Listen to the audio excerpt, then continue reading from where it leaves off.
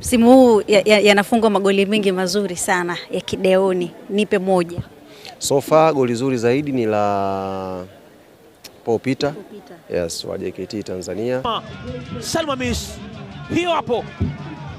Bao moja hivi la tiki taka. Akekandamiza kambani. Goli namba 2 ni Clatous Chota Chama alowafunga Yanga kwenye mechi ya ligi. Kwa Eli Panzu anaunyanyua Chama! Tia kuchuchumia ya Eli Panzu and what an acrobatic. Namba 3 ni goli alofunga yule mchezaji wa Fountain Gate. Yes, toka hapa katika si uwanja huu, ni uwanja huu. Alitoka hapa, yes.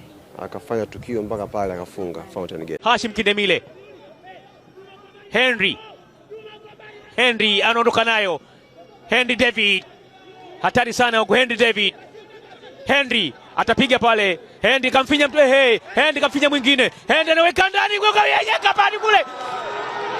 What a goal! Tumia hayo ndio magoli 3 bora mpaka sasa hivi. Na uhakika mechi ambazo zimebakia 6 Alan Okello atakuja kufunga goli bora la msimu.